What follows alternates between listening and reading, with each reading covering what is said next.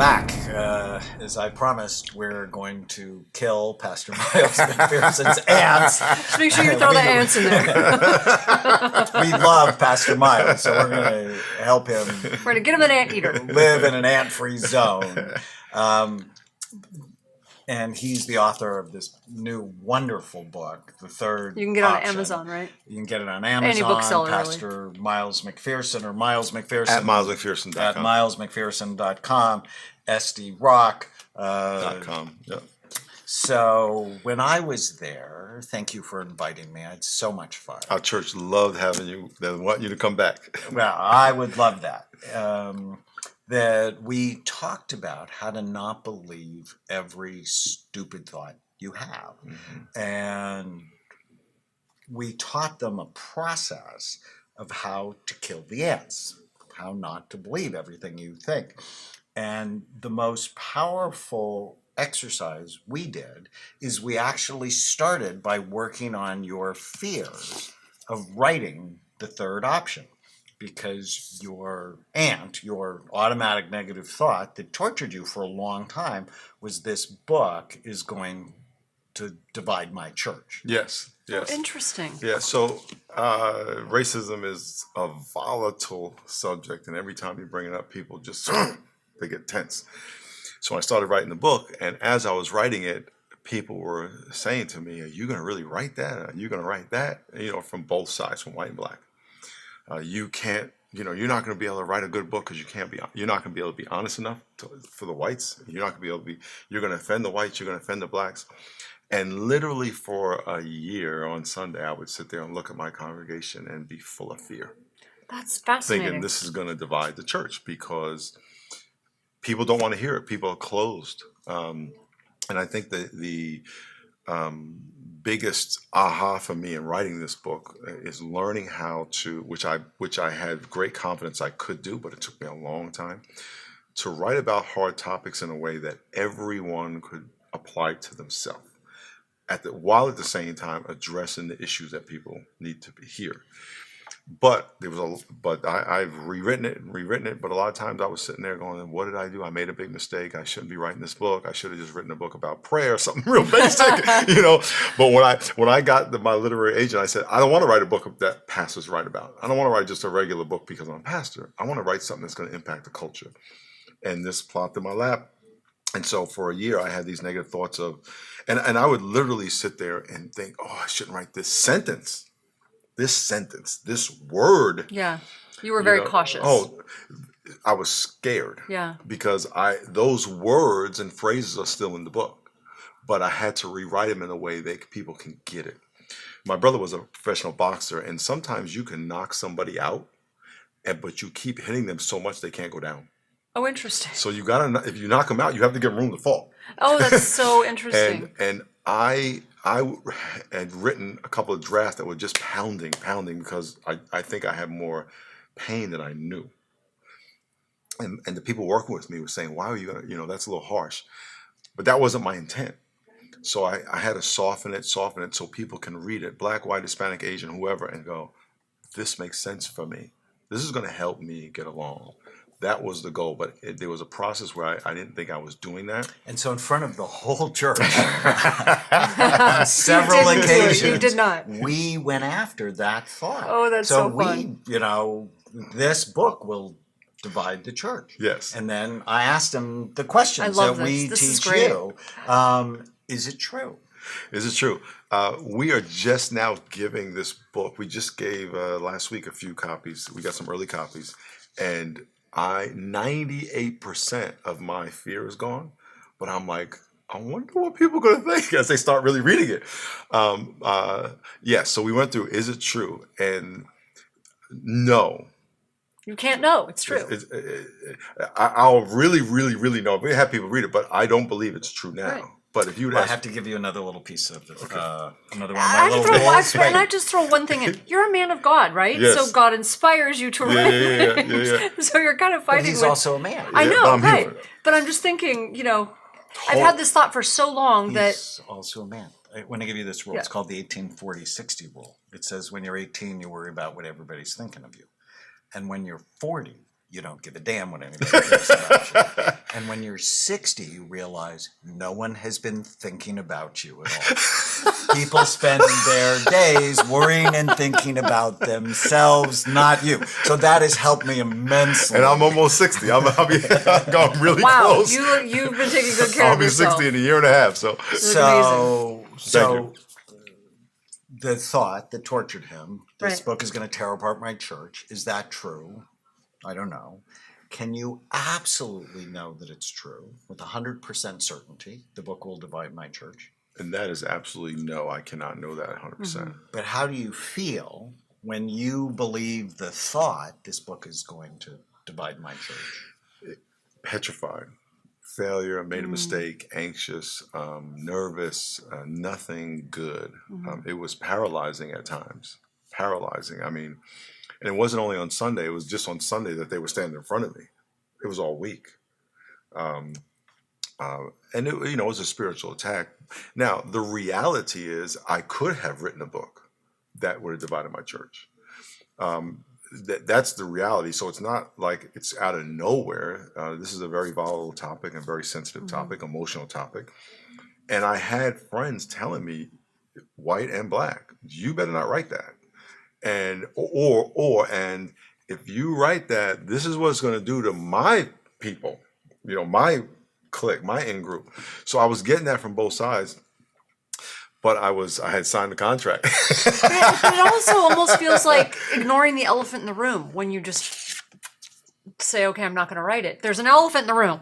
Like someone's got to address it. Yeah. In a healthy way, right? Correct. However, my goal and my calling in life is to share the gospel and bring people together. Right.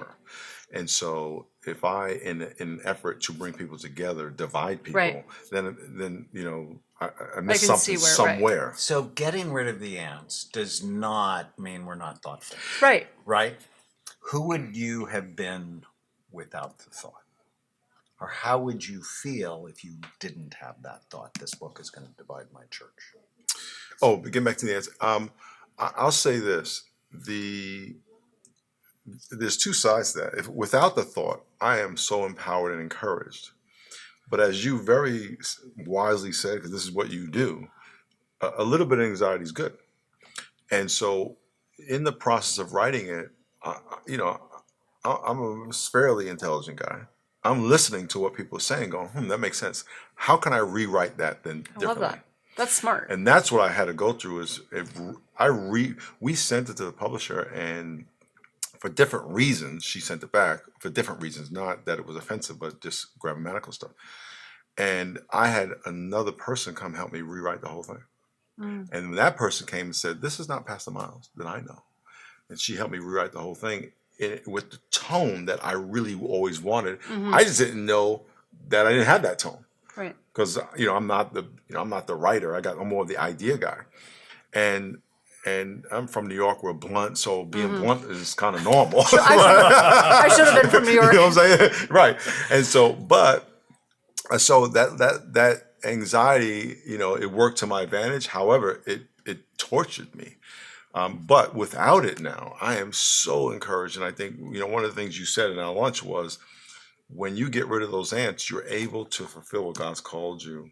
And I cannot tell you since 2 weeks ago how I have changed, and think about that every day. I am so much more encouraged. It's almost like someone took the lid off of my life. And I now can say, I can do so much more now without the fear of these ants. And again, I'm continually getting rid of them. But without anxiety and fear and these negative thoughts, there's so much more encouraged to go do and say what God's called me to do and say. So without the thought, you're still thoughtful. Yes. But you're powerful. Powerful. And you're not suffering. You can take that energy that's going into anxiety and suffering and turn it into motivation to live your purpose, right? Because without doing this book, if you would have let the thoughts control you, you would have actually decreased your level of purpose on the planet. So what's the opposite of this book will divide us? Not only is this book going to change and unify our church, again, in our church, when I tell people, find someone who doesn't look like you, All they have to do is do this. Right. They're not looking around the room. They just, boom, because that's how it's going to make us even stronger, but it's also going to help churches and the culture as a whole in the nation. That's what I believe. I really like that. And so my opposite is going to change. It's going to change America. If it goes around the world, great. But I like the United States of America, so it's my home. I was actually, it was a while ago, I was saying this to you, because I'm watching on television all of these problems between the neighborhoods with police officers. Just, it feels to me like the racial division is just terrible right now. And I was actually saying, we need someone to come forward that has a positive message that can somehow bring this back together. And I mean, it's going to take someone really special, right, with a special message. And we haven't had that for a long time. Well, and the third option. I'm really hoping does that that's. But these ants that were bothering you for the book, they've been attacking you for a long time, haven't they? Yeah, yes, the fear of rejection. I know you said I'm a man of God, but as you said, we're a human, and I think one of the burdens pastors have, which I don't know that I have this burden, is having to look like I'm perfect. Because I talk about my sins all the time. Right? Hey, I did cocaine. My wife and I were a mess because I was a mess before we got married. But yeah, you grow up with fear of rejection, especially when I was growing up. I was rejected in both my neighborhoods. Right. And I never had to process that and what that really meant, what that really means to me today. And so, absolutely, the fear of being rejected, the fear of being embarrassed on television, and being shamed, and not doing well. I mean, I grew up achieving. Football was ever since 10 years old. I achieved. I was, you have to be good. You get a trophy at the end of the year, and they had the participants trophy. We didn't have that. Right. This was the participants trophy. Thanks for coming. Right. But so absolutely, those ants have bothered me all my life. And it's true for most people. And what I love all people don't have ants. I think all people. Okay. Well, no, sociopaths actually don't. They don't they have need more anxiety. Okay. So some anxiety is good. People have low levels of anxiety, they go to jail. Right. Because they don't have enough anxiety to go, don't do that. Right. That's stupid. But most of us have ants. But what I love about my NFL players and the professional athletes I treat is they're used to being coached. And so when I ask them to do something, They do it. They do it. Like with intensity. And so what have you done with the ants since we Oh, let me tell you. I have my book right here. I have a that's book. great. Can I get it? Yeah. Okay, I got to show you. It's in my other bag. I have a little notebook. I have these. People always give me these little journals, and I have this little journal. It's my ant journal, and every day, almost every day, I write ANTS, automatic negative thoughts, and then I go through the 6 questions. What's That's the thought? awesome. I write it out. Is it true? Is it 100%? Can I know for 100%? I write the verses out. How does it make me feel? How would I feel without it? And I do the opposite. And I could tell you, you said to do 100 of them. So my goal is to do 100 up until when the book launches. This book launches September 11th. Get it on Amazon. But to do 100 by then to totally rewire my brain. I like science, and I like so that. I like the rewiring. I get all that. Fantastic. So I just write stuff down.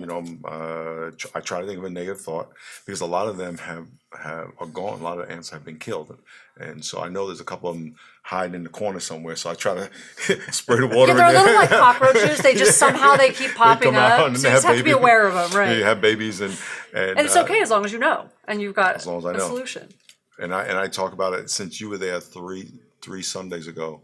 I talk about it at church again this past Sunday, and people love the ants. They love the 6 steps. They love it. It's changed their life. I've probably gotten more positive comments from this series on the brain called Mind Your Business that I just finished than any other series, and you were a big part of that. They loved it. That's fantastic. So you don't have to suffer. You don't have to allow the automatic negative thoughts to steal your happiness, but you have to develop a discipline Absolutely. around them. Whenever you feel sad, whenever you feel mad, whenever you feel nervous or out of control, write down what you think and then ask yourself, is it true? Stay with us. Use the code podcast10 to get a 10% discount on a full evaluation at amenclinics.com or on our supplements at brainmdhealth.com. Thank you for listening to the Brain Warriors Way podcast. Go to iTunes and leave a review, and you'll automatically be entered into a drawing to get a free signed copy of the Brain Warriors Way and the Brain Warriors Way cookbook we give away every month.